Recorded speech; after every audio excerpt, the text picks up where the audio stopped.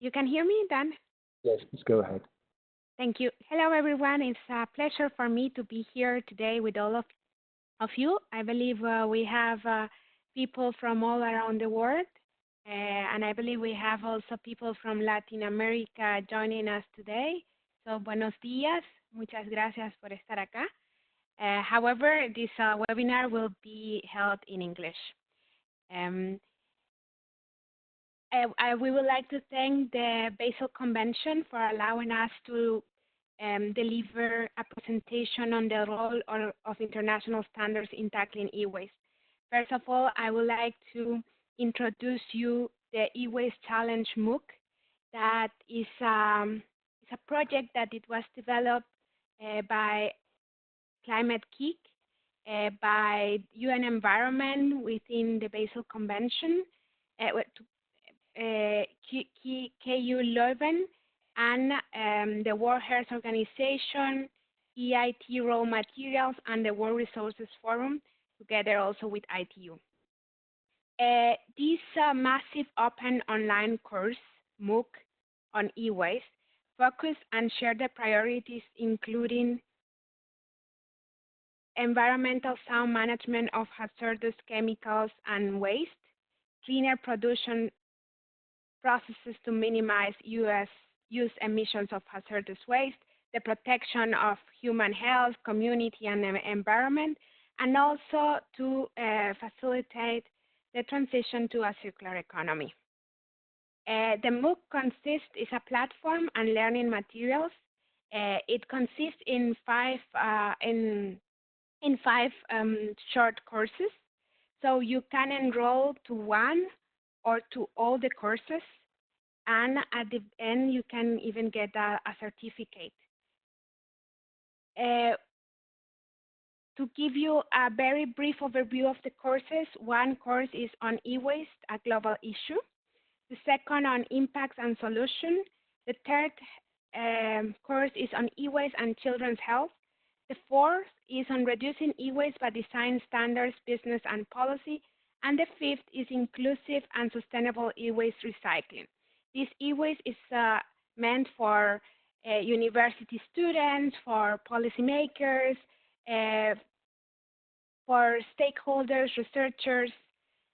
So it is for a very wide, very wide experts.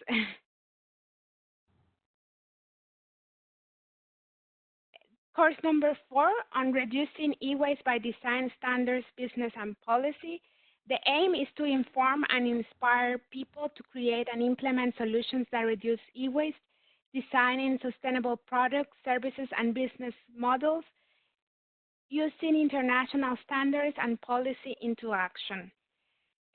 So this can be useful for policymakers, business entrepreneurs, and students. Our Deputy Secretary General, Mr. Malcolm Johnson, gives a brief greeting to the MOOC, and you can see, you can get access to the MOOC on the platform, and we can put a chat in the chat. We can put the address of where of this website, and also as mentioned by Dan, it will be sent after the session.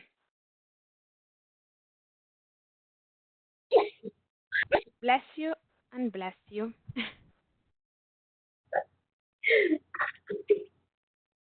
So, solving the issue together. We have some, on a macro level, together the issues around e-waste can be solved under the guidance provided by the Sustainable Development Goals adopted by the United Nations and all member states in September 2015. Also, in ITU, we have the Connect 2030 Agenda for Sustainable Development, which under the targets sustainability, we aim to reduce, to encourage the e-waste legislation by 2023, at least to in many countries, and also to reduce the recycle and sorry, and also to encourage the recycling rates in some countries. Um, Also, as part of the joint work of the UN bodies, we have the e-waste coalition. It's a coalition within many members of the United Nations, and the United for Smart Sustainable City initiative, that is an initiative coordinated by ITU, UNICE, and UN Habitat, and supported by 14 other UN agencies.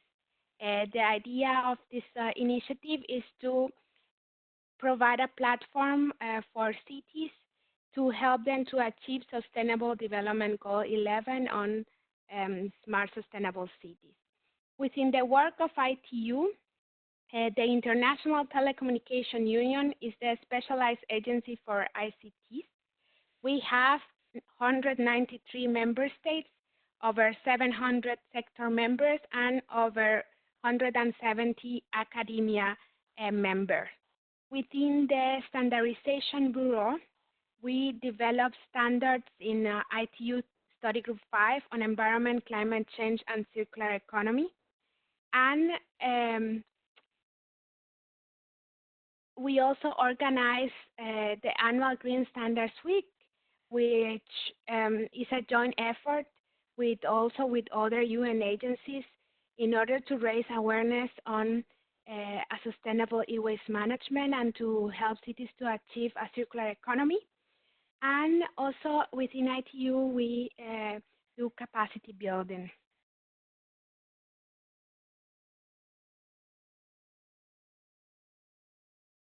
I see some question in the chat, but all the questions will be addressed at the end of the presentation. Today's webinar will be delivered by Mr. Paulo Gemma, who is a senior specialist and representative of Huawei on issues related to energy saving and environmental sustainability. Paulo plays an active role in international standardization activities. He currently is the chairman of Working Party 2 on Environment, Energy Efficiency, and Circular Economy of ITU-T Study Group 5, which I mentioned before. And he also acts as vice chairman of the United for Smart Sustainable City Initiative and co-chairman of the Focus Group on Environmental Efficiency for AI and other emerging technologies. We are going to, today, he's going to explain some of our standards on e-waste management. All our standards that are already published are available for free on our website. So I will put the link to the standards.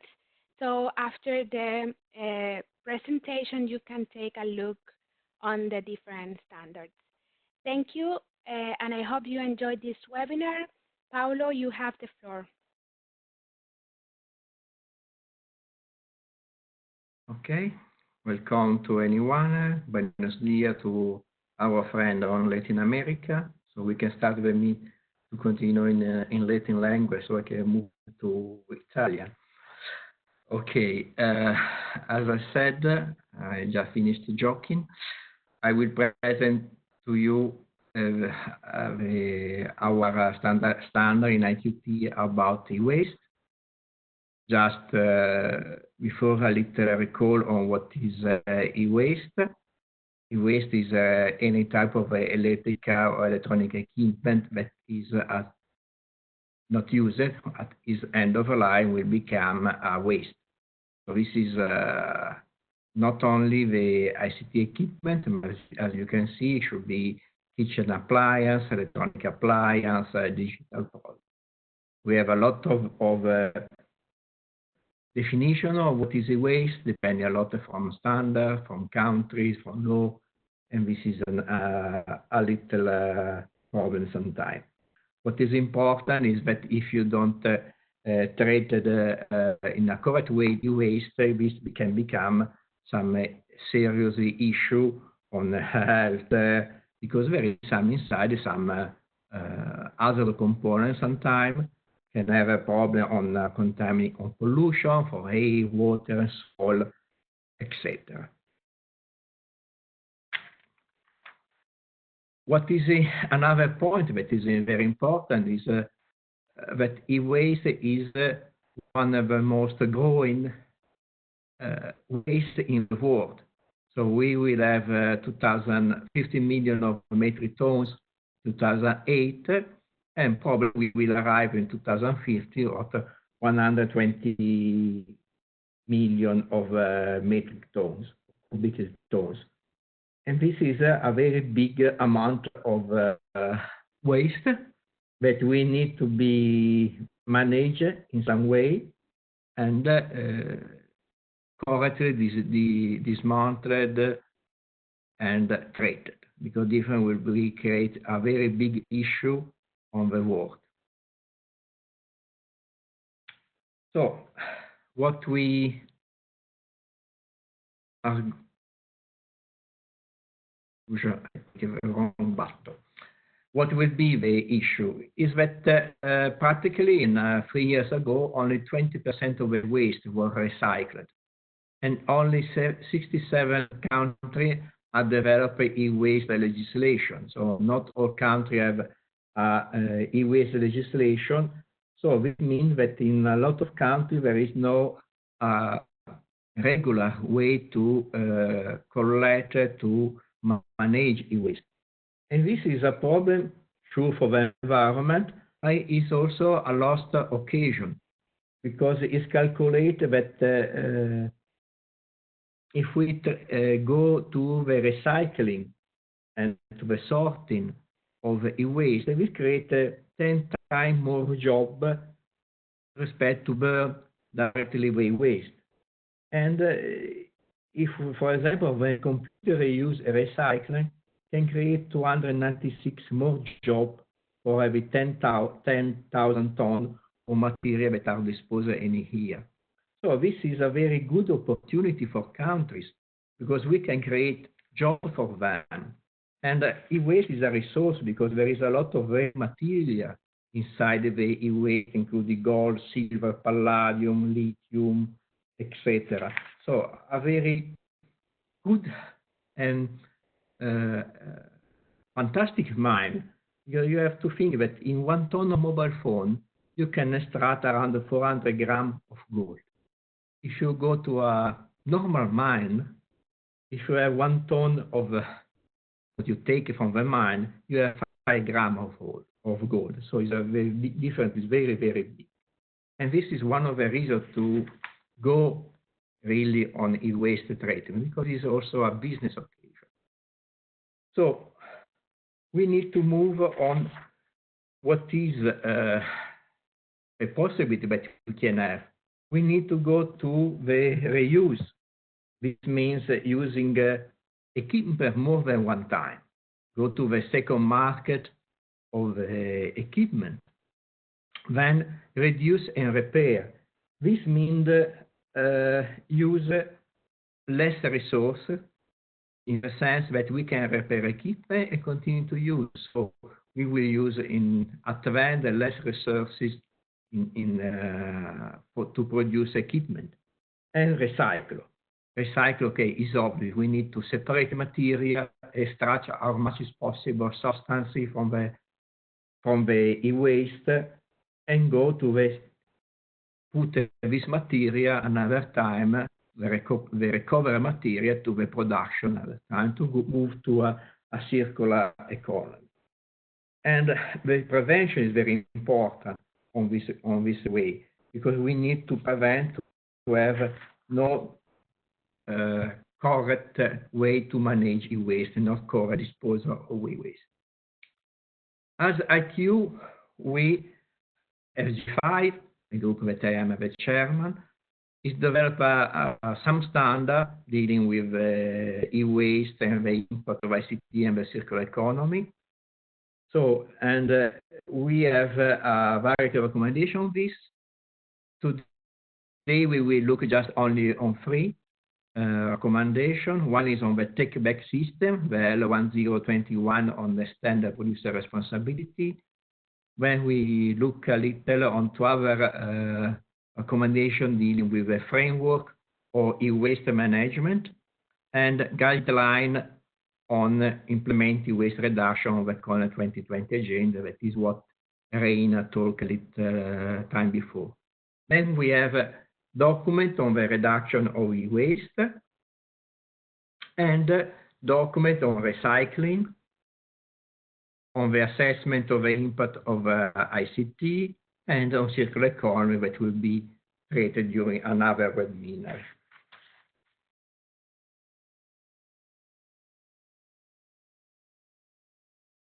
Going on, we go to the L021. All the recommendations we wrote on climate change, e-waste, the circular economy are from the L series, start all with L dot a number. And this standard is on extended product responsibility, IPR. What is IPR? This is the principle to promote the total life cycle environmental improvement under the responsibility of manufacturer. This is the idea that the manufacturers are responsible for the full cycle of life of equipment, including the e-waste. So there is different ways to implement this. Anyway, have some pro and some contra. On this recommendation, we just look on which are the main points, and we give some examples of best practices that are implemented on different areas in the world, including some from emerging state energy countries, not only the European, just to be clear. Okay.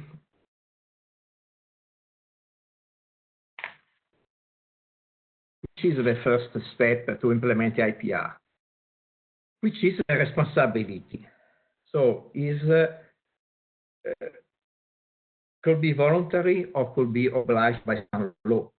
So this is we need to be considered that is a voluntary versus legislation or compulsory can be implemented on voluntary basis, often via a corporate social responsibility. As a company, I want to be so nice, but on my social responsibility, I include that I take care of all my waste generated by my product.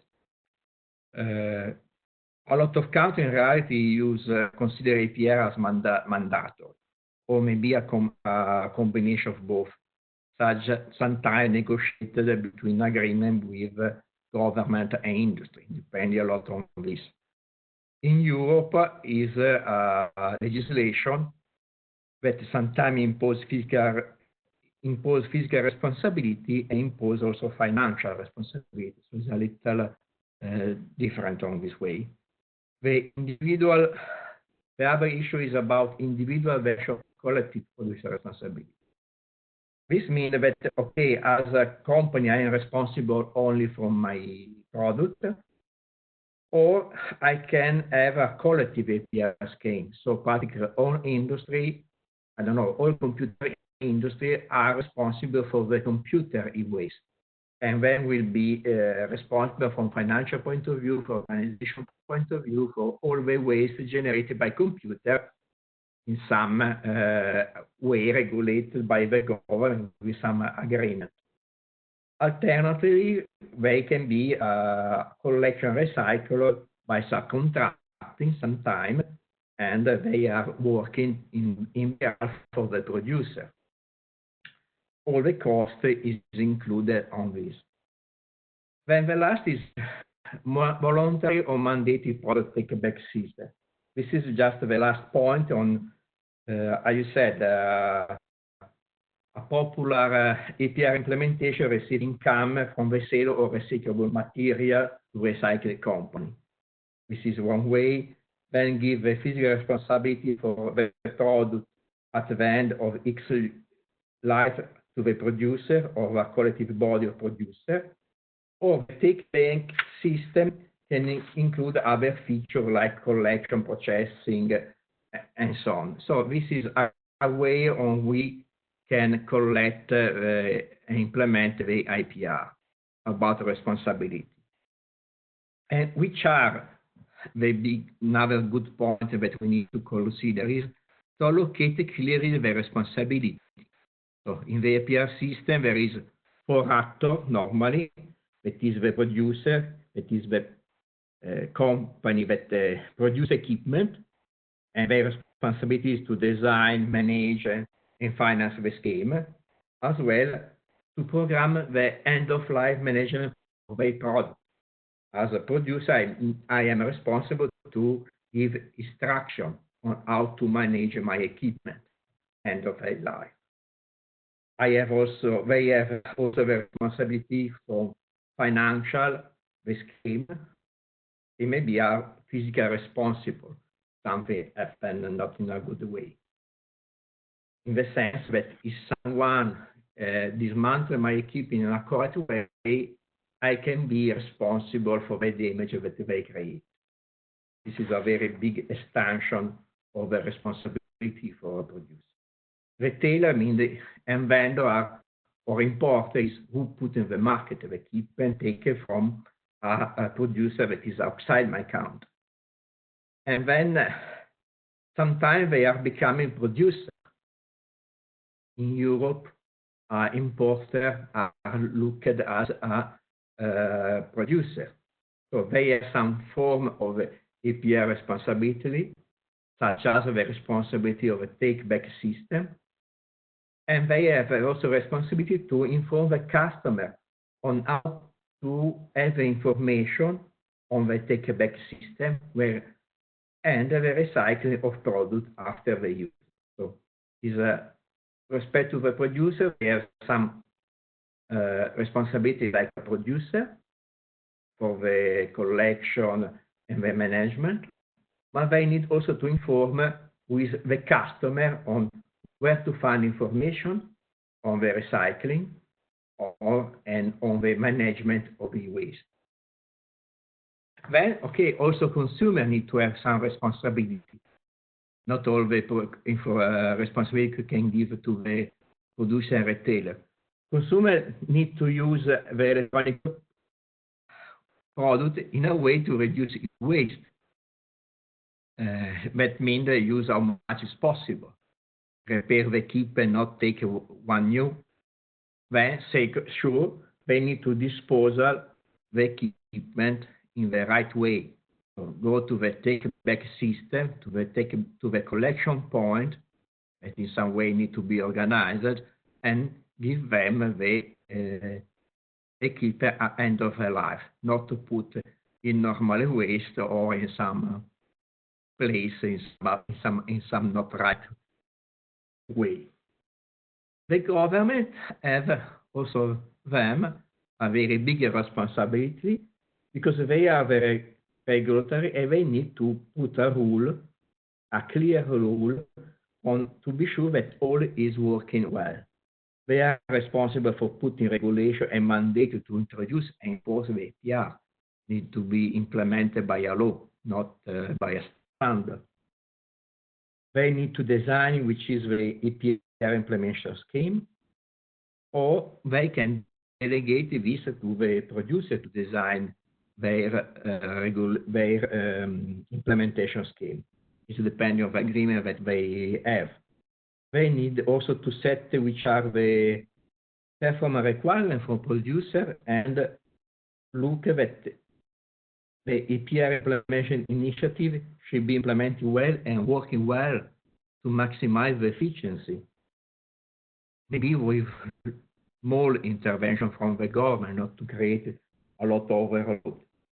And they are very important rule to disseminate the information on the APR, providing incentives maybe to the private sector and producer, and to educate the people, the public, about the APR and how much is important, which in the idea to correctly collect the equipment, correct put on the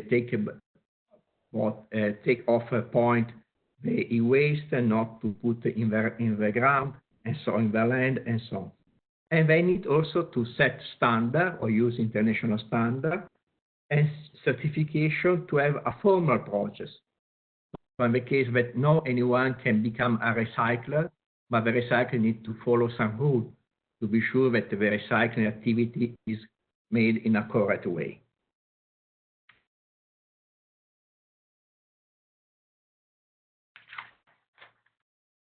Okay. Go. Okay. Then, which are the take-back system phases? The collection, the processing, and management, and the finances. So the collection can be made on different ways. So we can have a permanent drop-off facilities, like some zone located in a city, village to take back the product. Could be some events, some special event, like, I don't know, a fair, a market, a month market in a remote village to take back or to collect all the e-waste in that village. Some special drop-off point that is in some legislation like Europe, where you have a mixed of to use shop of municipality location, or for maybe this work more for very, very big equipment, go to door to have a collection. You can use what you want on this way.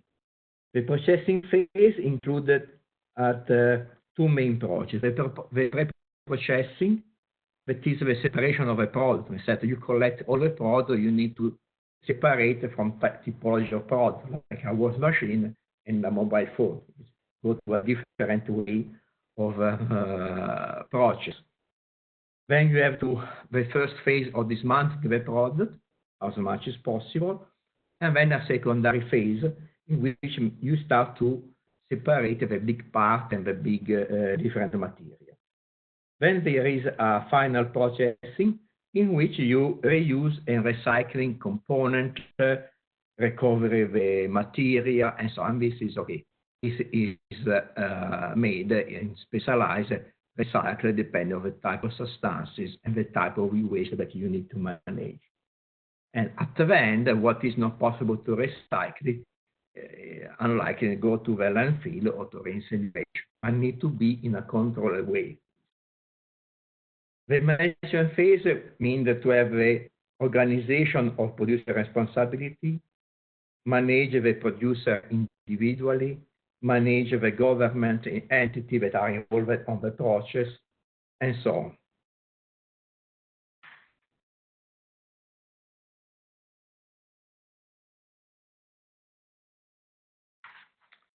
When we go, which is the scope of a take-back system? When we implemented the IPR, he said that this means that, okay, I have a legislation that covers all EEE equipment or electronic electrical equipment, or I can have a take-back system that covers just only some part of equipment, some dedicated equipment. I don't know, I can have a rule for a wash machine, a rule for a mobile phone, a rule for computer, and so on. Which are the different advantage or disadvantage? If I have a full scope, okay, this is cover whole product. I don't need any change because all is are inside.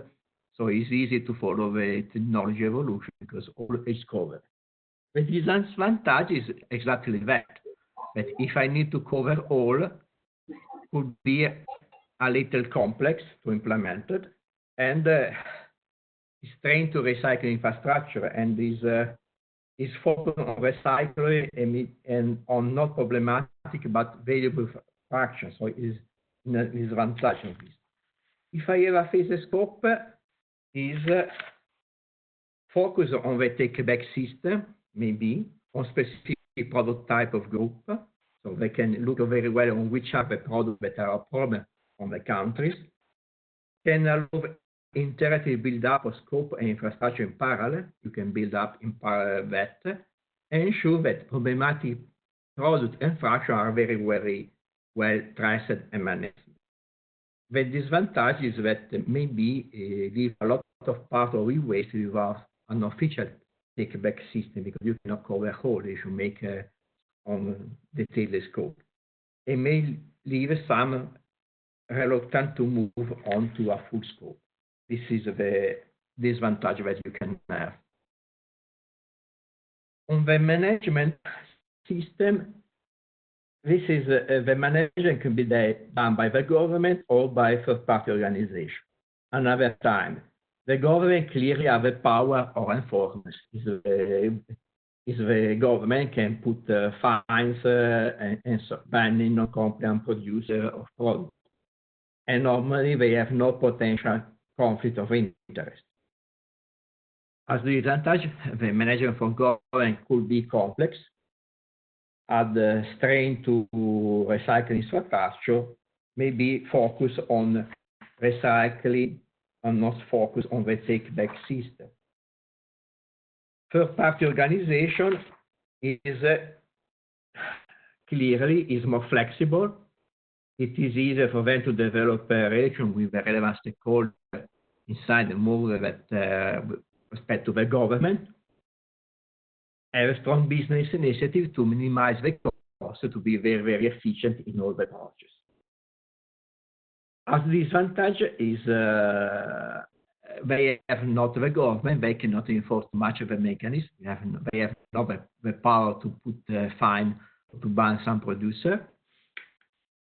Maybe they are excessive focus on the member of the third-party organization, consider that the need of stakeholder and the population will be not so considerate. And last point, it could be a conflict of interest between some party inside the organization, some stakeholder. So the benefit to implement the IPR system are to create an eco-friendly system or eco-design to encourage the cost-effective and pollution prevention. In the sense, if producers are responsible to financial the scheme, they have all the advantage to reduce the e-waste generation and to have an equipment that is be easily recycled and reused. The use of non-toxic process on the product for the same reason. If a toxic product, the component inside the product is very, very hard to be recycled, to be managed, and the innovation to have a more, as you said, a green equipment. And this is all for this document. If we move to this second recommendation on 1030 on e-waste management framework, this is just a framework on how to implement e-waste management in the country. It summarizes the different steps that a country needs to be adopted in order to put in place an e-waste management system, considering quali step then developed in other recommendations. So it's a link between this and other recommendations. The recommendation provides highlight concerning the environmental impact or improper handling on e-waste, as well as the economic opportunity that could emerge from the sustainable management on e-waste. So how much job I can create implemented e-waste regulation, how much job I can create, how much company I can create in a country if I implement a recycling activity. This is a very big opportunity for a lot of countries. It also means to address the division between countries, which could play an important role in designing and facilitating the proper e-waste management system in cooperation with the entities that are in charge of the environment. So it needs to be made in collaboration between the producer and the company responsible for the environment in a country.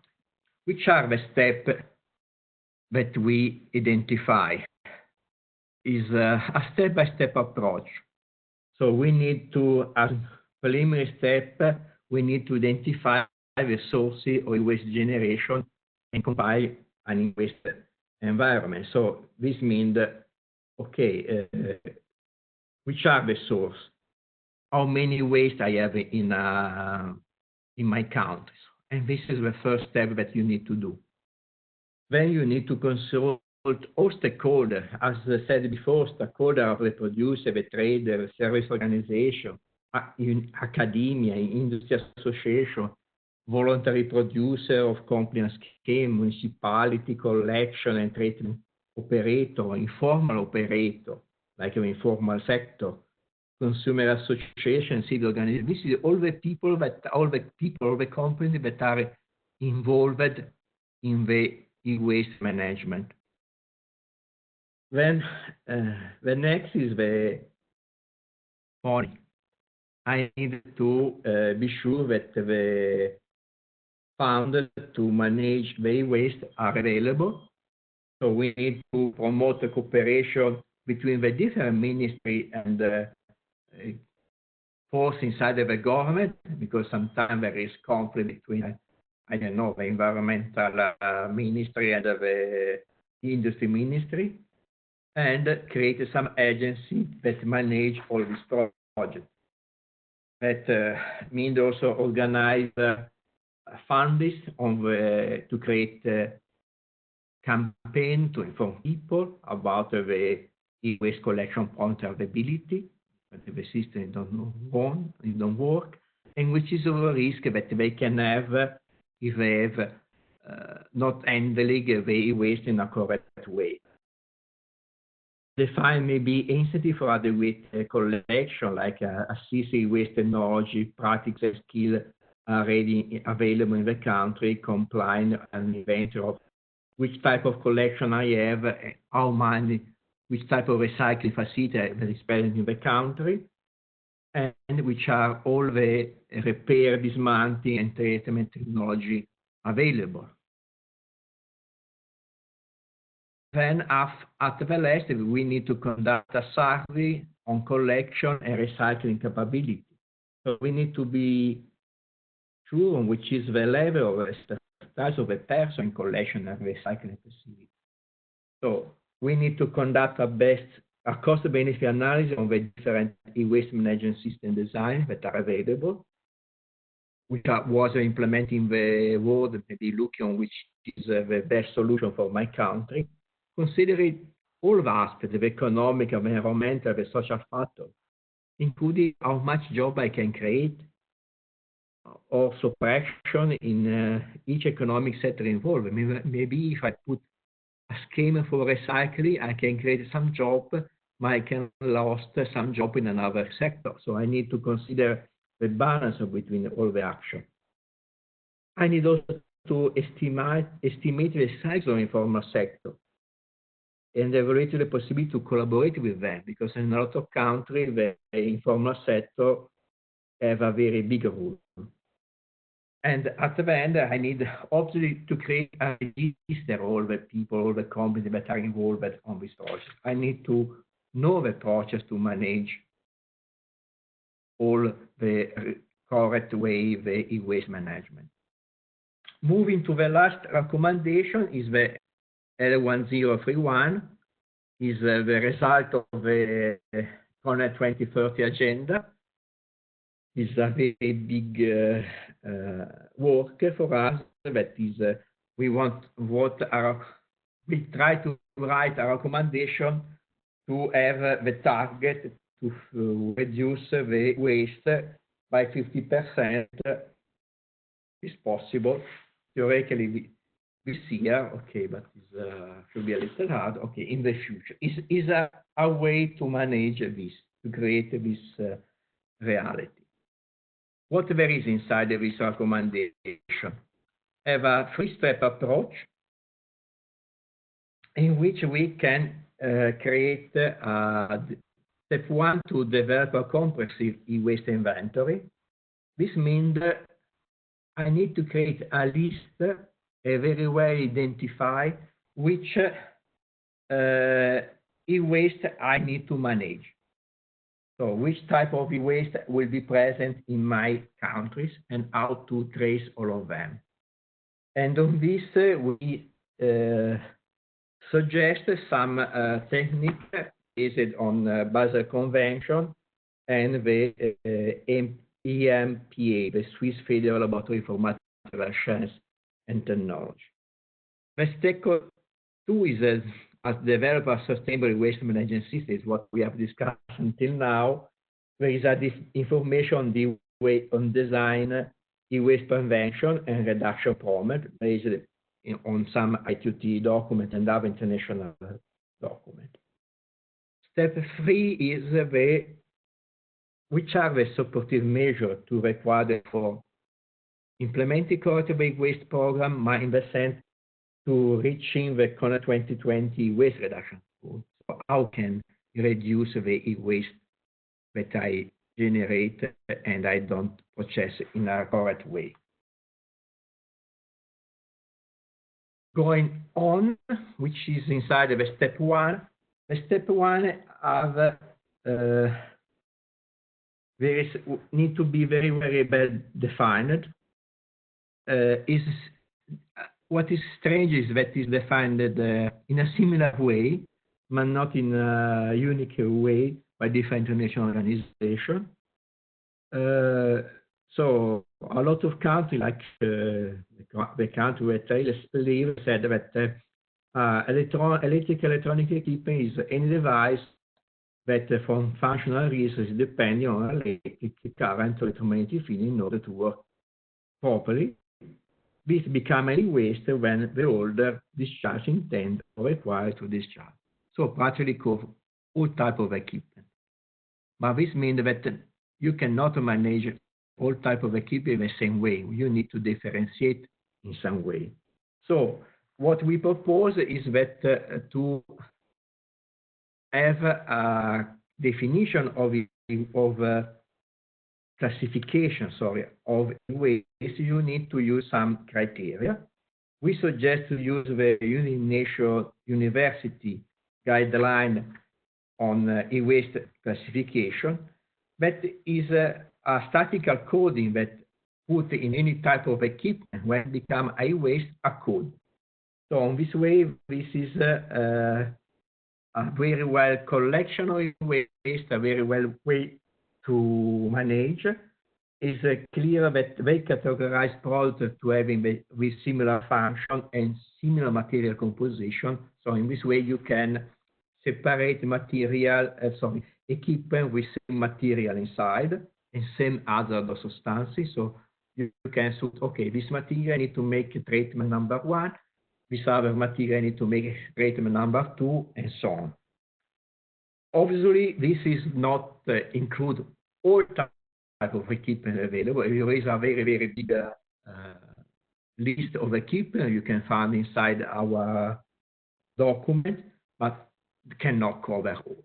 Okay. Some equipment, maybe you need to invent some code that is okay.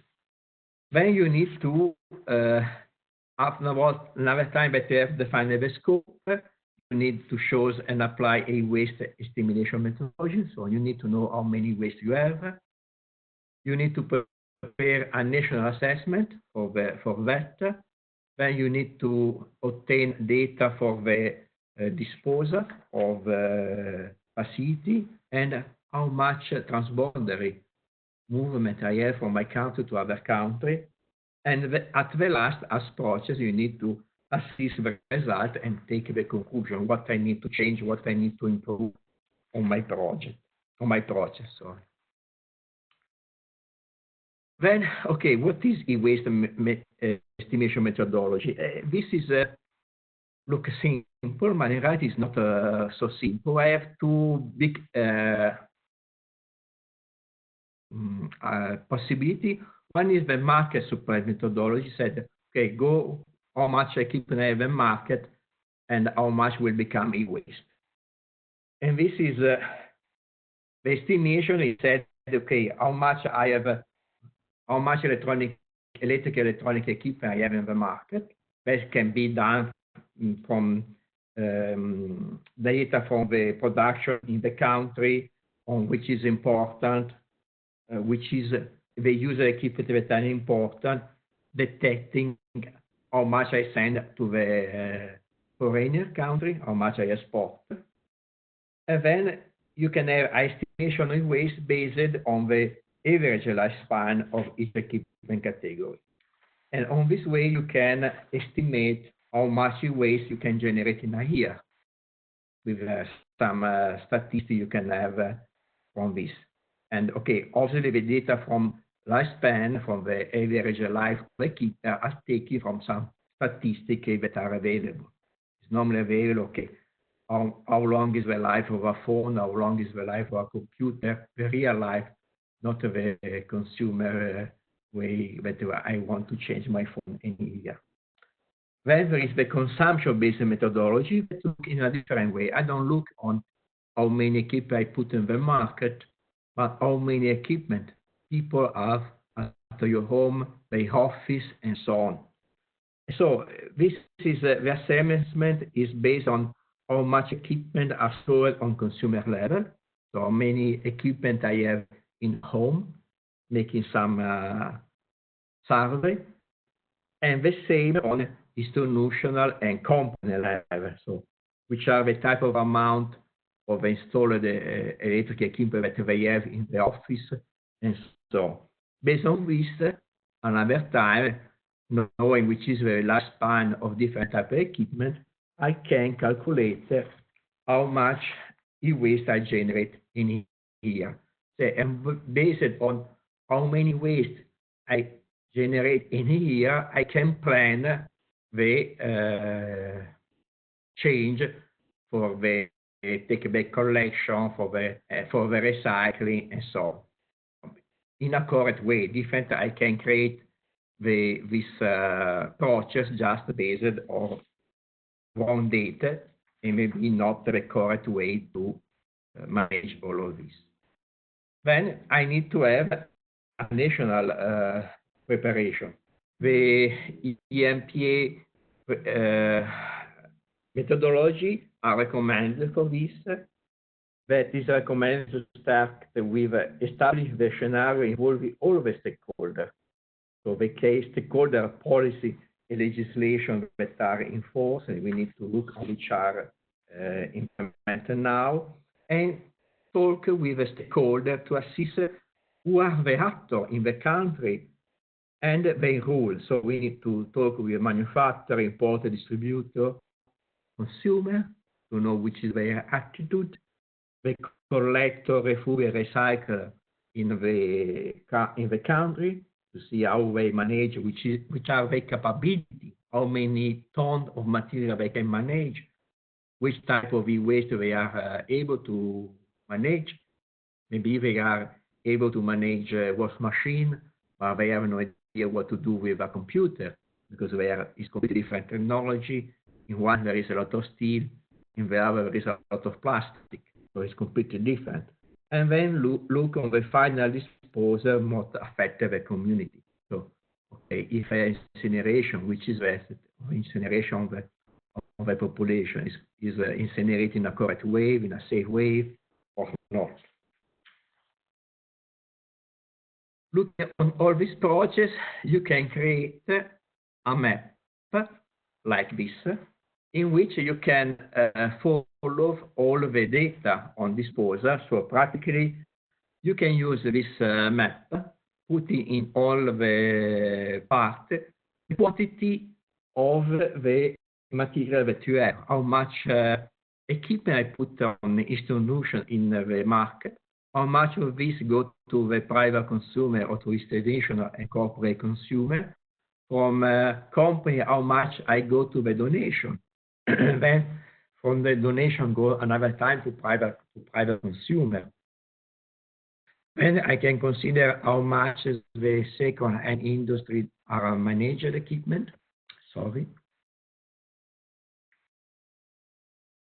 And this means how many distributor, retailer of second-hand equipment I have, which are the work, in which way they repair equipment.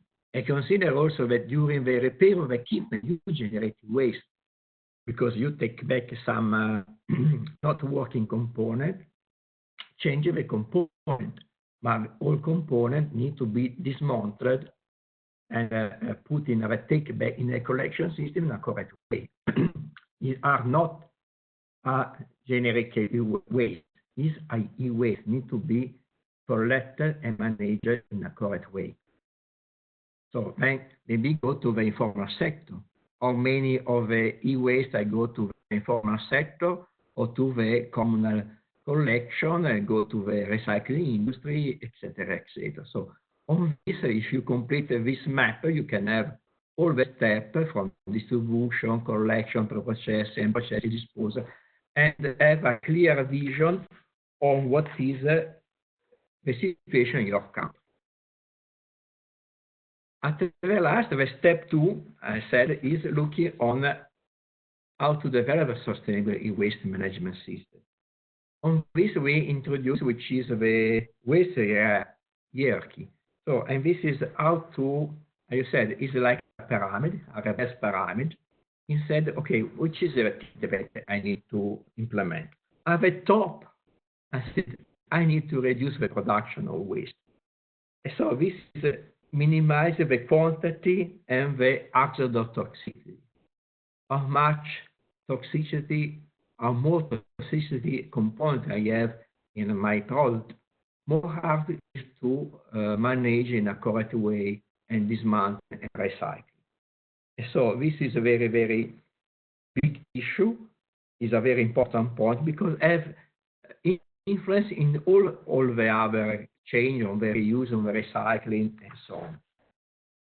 But waste prevention means included store reduction, direct reuse, and recycling. So it's a lot of action on waste.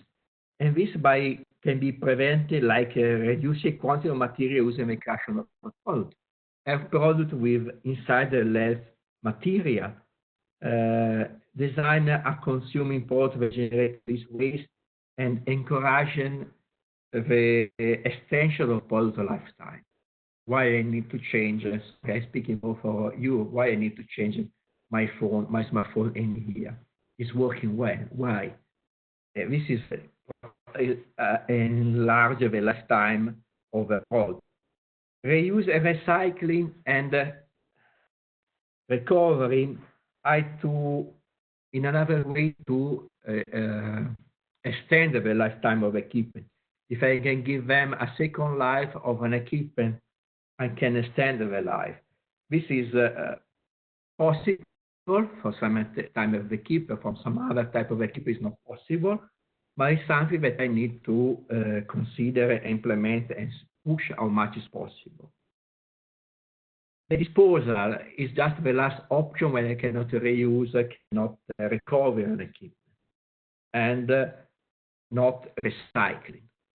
So this is said to go to the other recovery means the disposal to some part and to have no solution to take out substances, to reuse the equipment, and so on. It's just the last point. Disposal means that is I can put in the land, I will put in landfill. So it's the final solution on what I cannot recycle, I cannot recover, maybe producing energy and so on. All of this, okay, in the waste hierarchy will be inside the extended producer responsibility because the IPR can work in all these phases. And also the green procurement for the ICT sector, that another topic, said that maybe when I buy something on public procurement, I can look on which is the consequence, which is the life of my equipment, can be easily dismantled, and so on. It may be the same from a consumer point of view if I can look a little well on how much green, sorry for this term, it is abused a lot, how green is the equipment that I can buy. Not only from energy consumption point of view, also from material point of view. And okay, the last step, the step 3, is which are the basic measures required for the implementation in a sustainable way of the e-waste management. Sure, we need to have the stakeholder environment. We need to create awareness of the people about the e-waste management and build the capacity to manage the waste in the country. In the sense that if I train very, very well my child that they need to dispose in a very correct way all of the equipment that they use, but they have no possibility, they don't find any take-back collection, and so on, this fail. Or after they have taken the take-back collection, what is collected go on the landfill is not the correct way. Secondly, I need to monitor the implementation and of the strategy and the plan. I need to continue to monitor what is happening in my country. In the recommendation, just propose some KPI to look on, okay, how much percentage of waste that I generate is correct management, how much I recycled, and so on. And last is look very well in the international cooperation to see what is implementing our country. Maybe I can collaborate with my neighbor country to share recycling facility. Because maybe it's not the possibility to create in any country the recycling of all the items that they can have. Maybe, okay, I decide country recycle computer, country B recycle TV set. I don't know, it's just an example. Please not take all on the letter what I said. And as I said to you, thank you very much to be with us. And I hope not to have destroyed you too much. This is the end of my session. Thank you very much for your attention.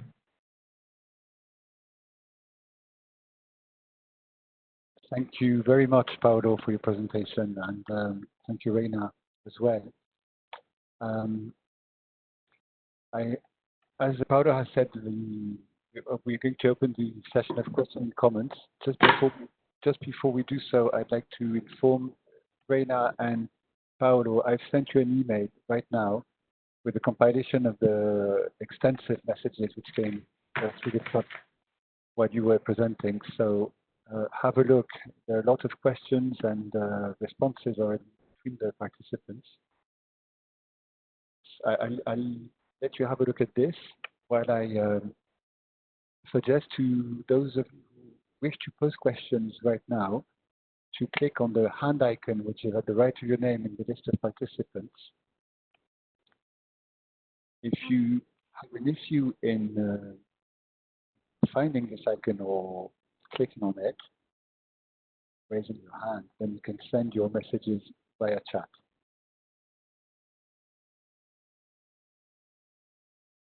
Thank you, Dan. I haven't received your email, but sorry? The same for me. I don't receive nothing. Yeah, you haven't received it. No, but I have written down some of the questions. Please go ahead, I can read them, and I would also like to take the opportunity to thank the participants. We have in the participants, we have a lot of experts people that are very expert. We have also with us Agnes, that is from the Pan American Health Organization. So she helped us to respond one of the questions regarding health for children. So thank you, Agnes. And just to give you some advice that I put it in the chat, that as part of the MOOC, WHO was also participating. So they provided a webinar on children and health. So you can take a look on that one. So one of the first question was, sorry, let me go because I have it in Word. However, how the international standards are going to force countries developing like UAE and China and India to implement them and develop laws.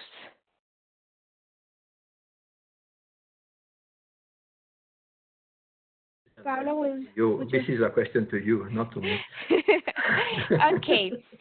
Okay, I can try to answer. Well, I need to just go ahead if you want, but I can too. Okay, so as a study group 5, we write a standard. We are not writing actually regulation. So we are give in some way guideline to countries on how they can implement the e-waste management and so on. We cannot push too much. Very nice of you. Yes, it's me. We call our standards recommendations because we recommend countries and they can implement these standards in their legislation if they wish. But we cannot force them.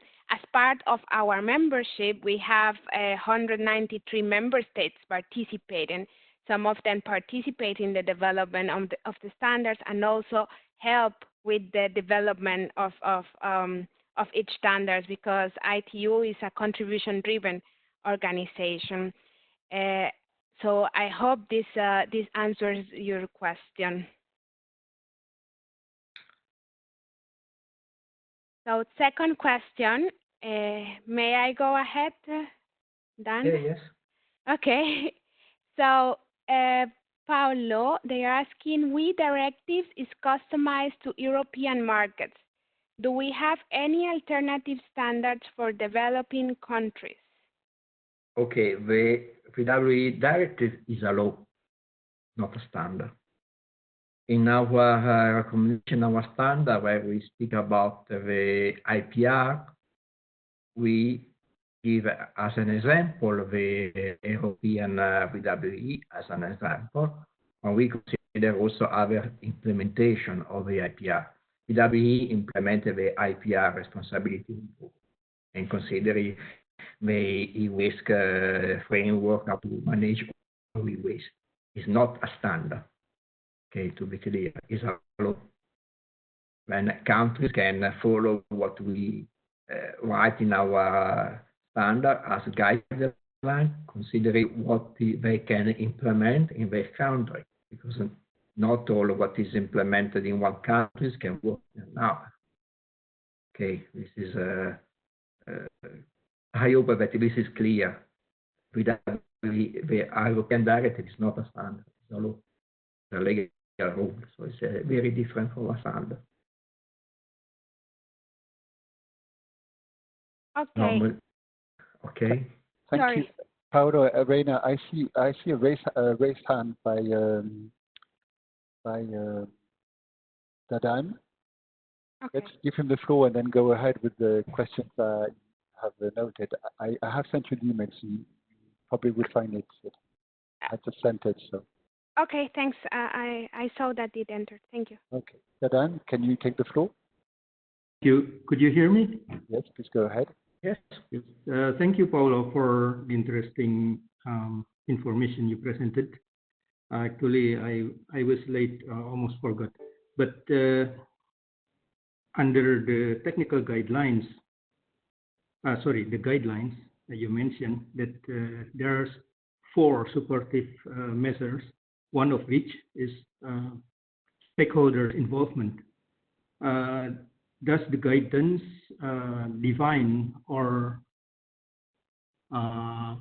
classify each of stakeholders and their roles? That's my question.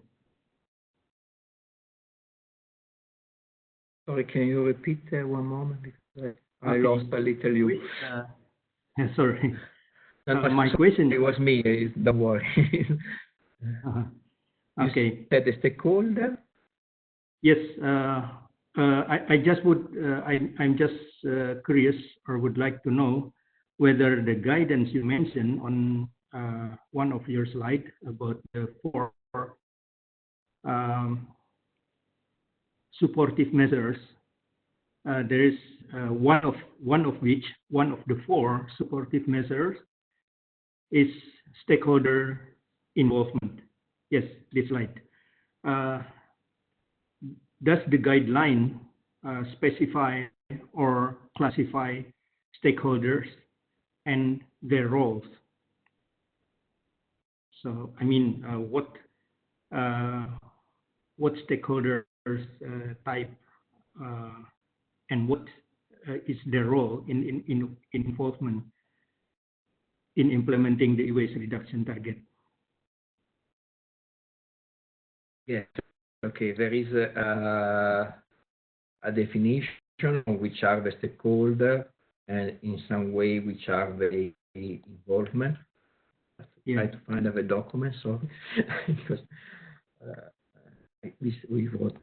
So in the sense, when we said we need to identify the stakeholder, we mean you need to look on your country, which are the stakeholders. You need to define who are the stakeholder, and so on. This is what said.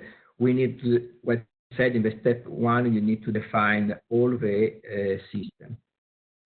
And okay, as a stakeholder responsibility, if you implement a APR system, in the APR system, there is clear identified which are the responsibility of producer, which are responsible of reseller, which are responsibility for consumer, and so on.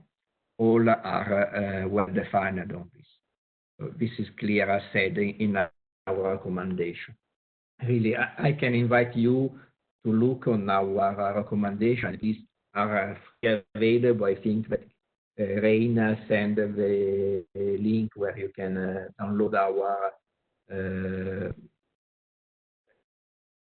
document. And if you have some other question, okay, contact me or Reina. We are very, very like to help you. It's not a problem.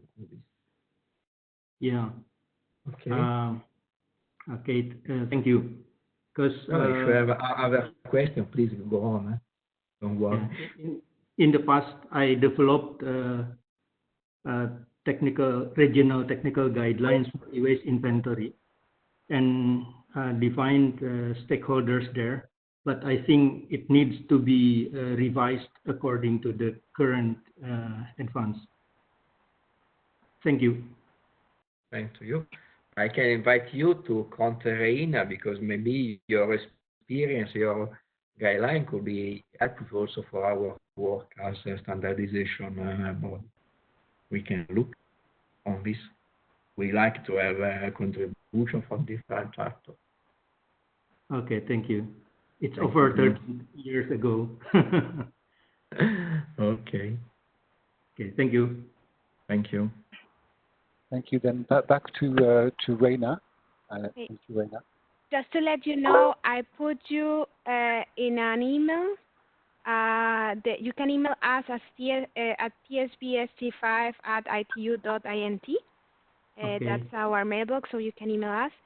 Then let me go to, okay, they were asking also about the presentation. The presentation will be shared by the Basel Convention at the end, later today or tomorrow. Mm-hmm. So you will have the link of the presentation and also the link to the MOOC. Am I correct, Dan? Yes, you are. I'm going to make the presentation available straight away for download on screen, and I'll let you go ahead with the other questions. Okay. So the question that we're here at the end is, can we access standards easily? If that means that if I understood correctly, well, we have a website where all our standards are, and all the standards that are already approved, they can be downloaded without any problem. They are without any cost. Most of them are in English. So the PDF version of the standards can be downloaded. The Word version is for members only, but the PDF is free.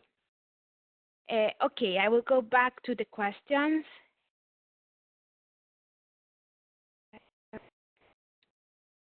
"67 countries, e-waste legislation, which one? Is it including EPR and enforce proper and effective recycling?" If I may, Paulo, before you answer this, if you can, I have put in the chat a link to, it's from 2017, is the Global E-Waste Monitor, is a report that was developed together with the UNU University and ISWA in January 2017. And they provide information about, by January 17, which countries has the legislation or not. You can check Annex 3 of that document. And regarding statistics, ITU is working together with UNU and ISWA to provide the statistics, but it's a work in progress. Okay, so next question.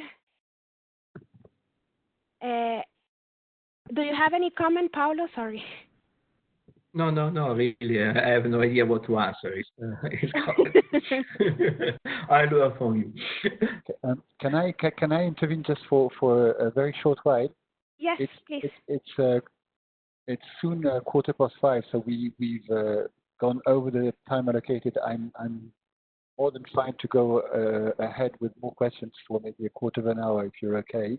And I suggest that we compile the questions and answers on the website at a further stage. Okay, so we should finish in 1 minute, or we should? No. I suggest if participants are okay, we can continue we can continue more, maybe 15 minutes, and address some questions. But we probably won't go. We received about 60 different questions and comments, so there's quite a lot of them, but I don't think we're going to go over all of them. So okay. it's just to assure participants that we will address those questions at a later stage.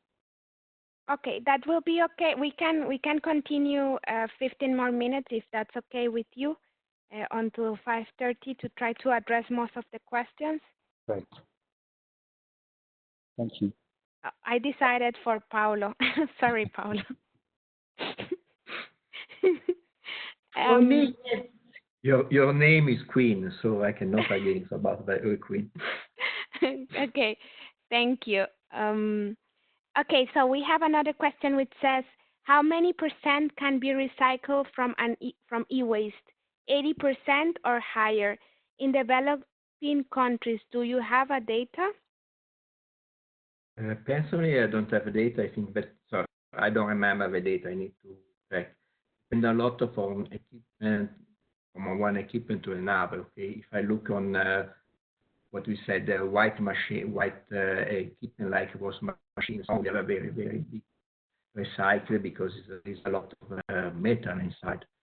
If you look on phone, computer, a little less, especially in all this is something that is incrementing just because we push industries on to use more recyclable material, more easy to dismantle, and also the process to recycle material becoming more effective. So it's increasing, but really, actually, I don't have a number on this. I think that maybe if you look on internet, you can find this from different sources. I suppose also from some ITU survey that we made in the past. Thank you, Paolo. The next question is, how can we address the issue of new recycled toxic products, example, children's toys, made of e-waste in developing countries?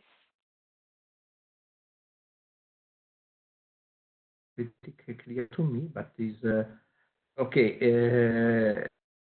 This is an issue because is some material like some plastic cannot be recycled because there is inside some fire retardant material that are not possible to separate from the plastic, and they create a non-recyclable plastic. Actually, in a lot of countries, there is a rule not to use toxic unhealth substance inside the product, but this don't mean that all the products that are actually around the world have no inside the substances, because if equipment hold this type of substance inside. Is when they said that one of the responsibilities during the IPR from the producer is to clearly identify how to recycle this product is just that. One of the obligations as a producer is just to clearly identify in which part of my equipment there is toxic substances, in a way that the recycler can clearly identify the component and remove and dispose in a correct way. This is very important to implement a correct IPR and oblige the manufacturer, the importer, the vendor in the country to clearly give information on this. Okay, thank you, Paolo. One question that has raised right now, it's ITU standards are for free. Yes, as I said, they are for free. You go to the link I sent to you, and then you check the L series. And for example, you can check the one that we just presented, for example, L.1031. You click there, and then you will see that the PDF version, you can download it. You shouldn't have any problem. If you have any problem downloading the PDF version, you can send to us an email to TSBSG5 that I wrote it before. Okay, Dan put it again in the chat. So next question is, do you have a standard for doing e-waste for each product? And which country you can refer as a good sample of countries that doing e-waste well? Speaking is not so clear to me the first question, on which is a standard for doing waste for each product. He said on how to manage waste for the different product. Okay, no, we have no this type of standard. It's also hard to write a standard on this way, because we will continue to update every 6 months.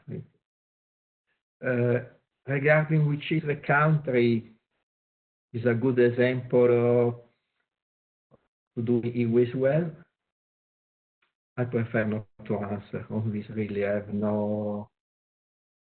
Maybe but the convention can have some data on which is the amount of e-waste managed in any country. I have not this type of data. I know which is the situation of the country that I live.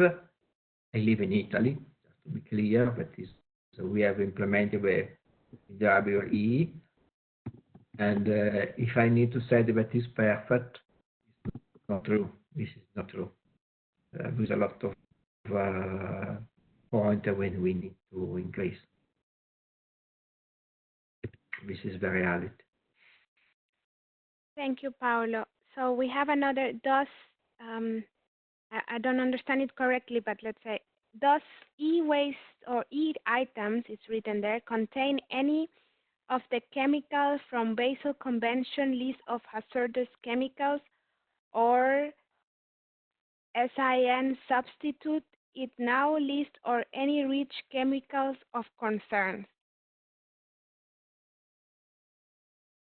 Okay, if I remember well, on the Basel Convention list of hazard chemical substances, there is all the hazard of chemical substances. Sin substitute, I don't remember well what is. The REACH is a European rule, but in reality don't cover only hazard chemical substances, but cover all new chemical substances that are introduced in Europe. The fact that it is hazard or not, don't take care of this. More general scheme on this. Sure, e-waste item contribute to indoor quality issue. If they have no good material inside, they can create some quality issue. They are, as in the past, this is Okay, speaking from Europe, this is coming more from the past, when there was used inside some materials or substances that can be released on the air. Actually, I don't think that this is the case for all type of electronic equipment. Electronic equipment change a lot the technology from when I was young to now. And I don't give you how old I am. That was yesterday then, Paolo. Yes, yes. Now I become different young. Okay, thank you, And I Paolo. hope, Sorry. yes, and I hope that Anita don't contradict me. Thank you. We have another question, person asking for the floor, Alodia. Yes. Can you hear me? Yes, we can hear you very clear. Oh, thank you. Thank you for the nice presentations and everything. In fact, I've learned a lot. Now, my question is, the first speaker, Madam, sorry, I've forgotten her name. She mentioned that on the issue of increasing recycling rates in some countries. So what is the criteria for selecting these countries? And my second question is, do people with disability that are involved in e-waste management or whatever you may call it on informal basis or formal basis, do you have are they included in the standards? I mean, do you have standards to cover those people? Because I see children are well covered, but not people with disability. Thank you. Okay, thank you. Let me answer the lady that was the first presenter is me. I am Reina. So I'm sorry, I didn't express myself well with the goal of the Connect 2030 agenda. That is a global initiative of ITU that was approved by the 193 member states. And one of the targets is to increase the global e-waste recycling rate to 30% around all the member states. So we at ITU, we work with the different area. We work in the different areas. We are the standardization sector, but there is also the development sectors that work with countries in Africa, in Latin America, in Asia and the Pacific, and the Arab region. I think today we have also one of our colleagues from the regional office from Latin America that is joining the call. But you can write to us in case you have a specific question, or if you work for the government, or if you have any specific question. Thank you. I let you the other question, Paolo. Thank you very much. No, okay, about people with disability, in the standard that we discussed today about the e-waste, we don't consider disability or with disability, in the sense that from e-waste management, e-waste generation, they have not a particular impact, particular consideration. They are a consumer as other people, so they have the same responsibility from management of end of life of equipment. And if we speak about, if we consider the use, or if we use the activity that disabled people can play in the recycling phases, they can be used as normal people with all the precautions that to be implied for their health, for their protection, etc. So the standard not cover specific disability or with disability. Other ITU standard cover this, on some case, some particular product and so on for this type of people. Regarding waste, I don't see too much impact on that. Maybe I'm wrong. Please correct me if I am wrong.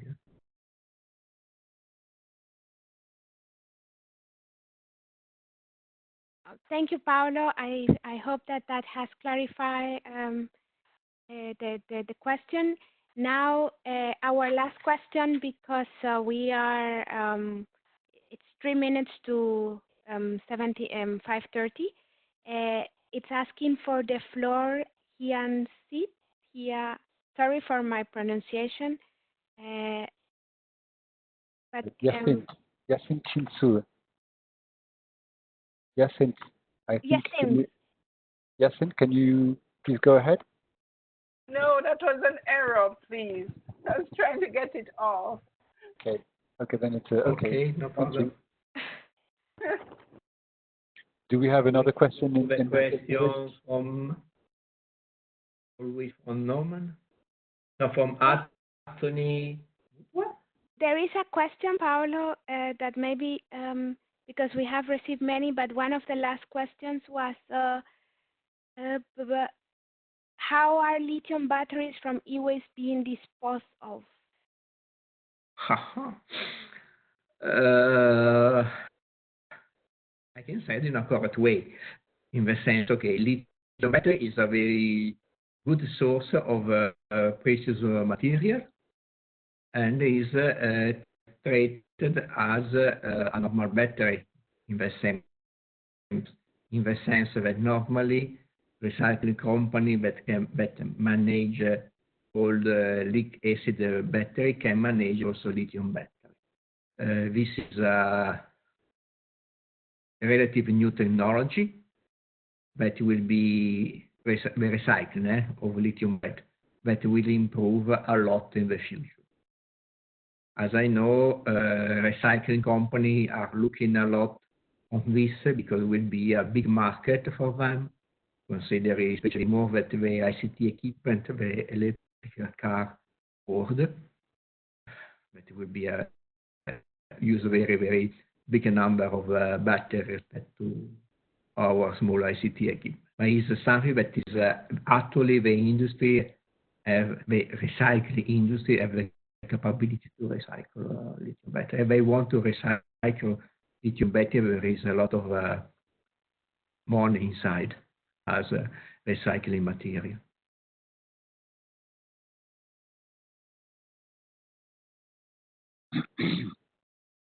Okay. Okay.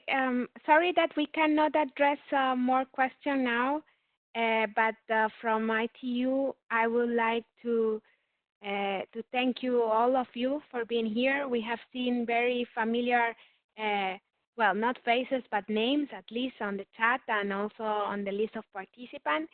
We thank you for being with us today. I take the opportunity to thank Paolo for giving us the time to present the standards, and I believe that they were very helpful for all. Please do not hesitate to contact us by the email I provided to you. If you have any specific question, if you would like to participate more, unfortunately, well, the work of ITU is for members only, but well, we can see maybe if you are an academia member from a member state, you can also participate. So please don't hesitate to send your questions. And just promotion because of the question of batteries, that and Paolo can provide a little bit more information. We have a work item on batteries currently being carried out in study group 5. So if you would like to send any contribution or any comment, you can also send it by email. Thank you. Just to translate what Reina said in not ITU word, okay, not a member of ITU can participate to our meeting, just invited as an observer by the chairman, so me. So you want to come to one of our meetings to look at what we are discussing and so on, okay, you are able to come. Not all the meeting, but just one or two you can come. If you want, please contact me or Reina. We can provide them you the invitation. And just to explain what is a work item, in ITU, as all other standard organizations, our work is organized in subject.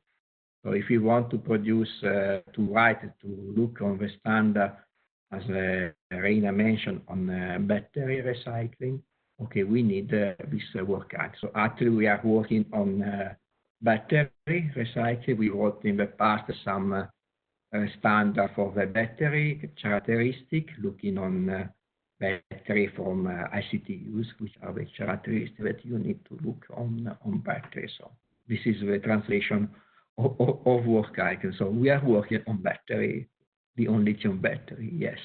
On this. Thank you, Paolo. Don't worry. So I'll take back the floor then and extend my thanks and on behalf of the Paris Secretariat to Paolo and to Reina for your time, for your energy, patience, the very interesting presentations.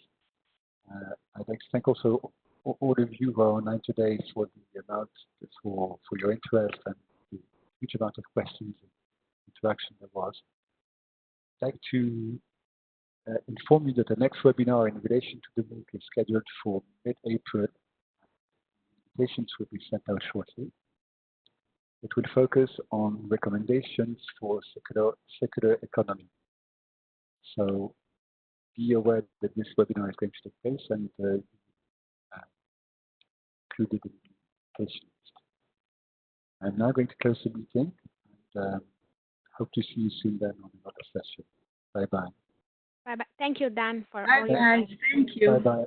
Thank you all. Thank you, Reina. Thank you, Paolo. Thank you. Thank you a lot to all participants to be so patient and to follow us. Have a nice continuation of your days. Yes, all the best to all of you. Bye-bye. Bye-bye. Bye. Bye. Thank you. Bye. Bye. Bye. Bye. Bye, Dan. Thank you. Bye-bye. Bye, Paolo. Thank you. Adios. Bye, Reina. Adios. Ciao. Bye-bye. Buenas Bye. tardes. Gracias. Gracias, Juca. Escuchar. Gracias a todos. Chao. Chao. Thank you, Obrigado. Reina. Chao. Saludos. Chao, Saludos, Reina. saludos. Saludos a todos. Ciao, Reina. Chao, Leila. Ciao, Leila. Yes, Oh, bye-bye. nice to have you. Bye-bye. Bye-bye. Thank you. Thank you. Bye. Bye-bye. Bye. That was nearly a concert. And bye-bye. Bye-bye. Thank you. Bye-bye to all. Yes. Thanks to you. Au. Chao, bambinos. Adiós. Gracias. Adios. Bye-bye. Yes. Bye-bye. México, un saludo y un abrazo. Muchas gracias. Gracias. Adiós. Gracias. Very kind. My God. Okay. Paolo and Reina, Yes. I would send you the list that I have compiled of questions, comments, answers between participants and see what can be done about it. Okay. Okay. It might be of interest to you. And Yeah, thank you. I tried to copy most of them, but didn't have the chance to copy all. I think as for the session yesterday, I think I got everything, and I will share it with you. Okay, perfect. Thank you so much. Right. You speak Spanish, then? No? I don't. I understand a bit of Spanish, but I haven't spoken Spanish for years, so I need to refresh this. You need to speak Italian, not Spanish. No, Spanish is spoken in more countries. It is, and in Geneva there was quite a big there was a big population of Italian-speaking people in the 1980s, but in the 1990s and 2000s there were more Spanish persons coming into Geneva, so so Spanish became quite a language which was spoken quite often. So I picked up, I think, Spanish from there. Bye-bye from Senegal. Bye-bye from Sri Lanka. Gosh. Bye. Yeah. Bye-bye. Bye-bye. Okay, see you next time. See you. Bye. Bye-bye. Bye-bye. Good evening to all. Good evening. Then I will send you the... Tell me, Reina. I will send you the info regarding the circular economy not later than tomorrow. Okay, super. And we can maybe discuss of the date. We had decided on the dates, but they had to be confirmed. We just have to check with the With Anders again, no? with Anders and the Easter holidays. Okay, but we said Tuesday and Thursday, if I'm not mistaken. We did, and I think it's good. Okay. Okay. Perfect. Bye-bye, Paolo. I can go back to my 146 mail to read. Yes, and I will go back to mine too. Ciao. Bye. Thank you very much again, both of you. It was very nice. Thank you very much to you, Dan. Bye-bye. Thank you to Bye-bye. Francesca as well. Yes, I let her know. I speak with her once in a while. I call her to take news. I definitely will. Yeah. Thank you. Thanks. Okay. Bye-bye. She was Bye. very. Bye. She was very enthusiastic about on this webinar. I spoke with her 2 days ago. Oh, that's good. I hope she's feeling better. I hope so. And I give her tell her that I send her a big hug. I will. Don't worry. I will. Gracias de Honduras. Gracias. Bye-bye.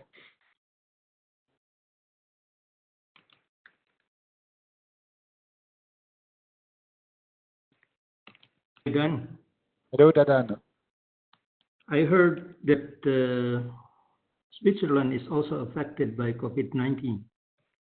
How about you guys? I think a big part of the world is, and we've got very thin good news. It's stabilizing right now, so it's good news compared to what has happened to our friends in Italy, so or Spain for the matter. But people are more or less confined. There's not a strict confinement as in France, Italy, or Spain, but there is a confinement. People are urged to be working from home, and gatherings over 5 persons are not allowed anymore. So our colleagues are still working normally? No, everybody's working from home. Oh, really? It's but you're in office? No, I'm at home. It's been 3 weeks. Oh, you're at home too. Yeah, that's the advantage of WebEx. That's one of them, but I think that the decision of pushing people home as often as possible was a very good decision by the state, because it enabled to stabilize the spread of this virus. So it takes a few weeks for the effect to show, and now we're starting to see a very slight stabilization. So this is good news. So how are you, Dadan? Yeah, I'm fine too. I just attended an Inception workshop, which is an international workshop in Jakarta, about 3 weeks ago. But just about 2 days before the workshop started, the government of Indonesia announced restriction to all passengers from foreign countries, so that some foreign presenters could not come. Okay. And then later, because the outbreak was getting worse in Indonesia, because many people are not aware of how the virus spread and just take it lightly. So more and more cases. So we have been also instructed to stay at home and work from home. And I had been staying at home about 16 days. So yesterday I tried to go out for the first time after 2 weeks, just to buy food stuff.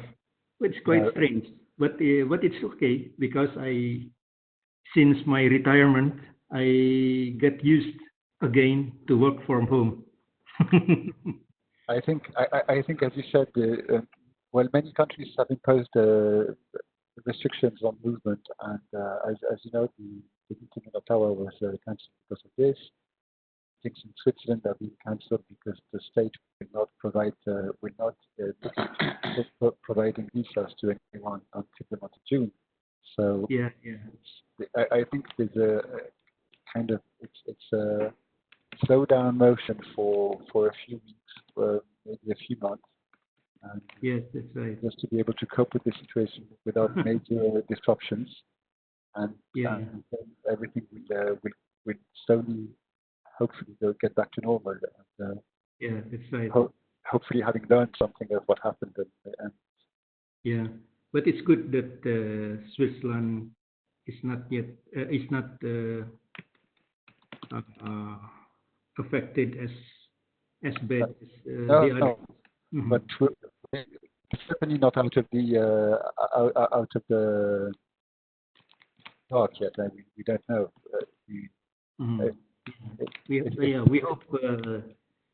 We hope this problem will end soon, especially in summer. Yeah, and especially for the terrible things that happen to many, for job-wise, family-wise, it's a huge issue for a lot of persons. So let's hope it gets better soon. Yeah. Listen, Okay. Dan, it's very nice to hear your voice. I'm happy to know that your retirement and work from home is good. Yes, but sorry, actually I planned to join this webinar yesterday because it's 10 o'clock in Geneva. About was a better time for you in Indonesia? It must be late. Yeah, that's right. But now it's almost midnight. Yeah, that's So I almost forgot it. So the webinar yesterday we had a huge event. So it's good you came today. Yeah, because I have to represent the BCRC Southeast Asia to attend this webinar. Good, that's good. Okay. But I hope you report back to them and yes, sure. I have downloaded the presentation material from Paulo. And hopefully we'll be providing the compilation of the questions and comments and the answers in the future, in a not so far future. Okay? Yeah. Okay.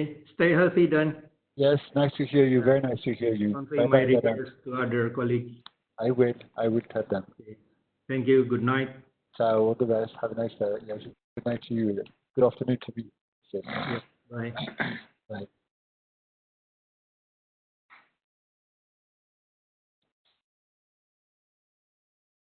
So, Dadan,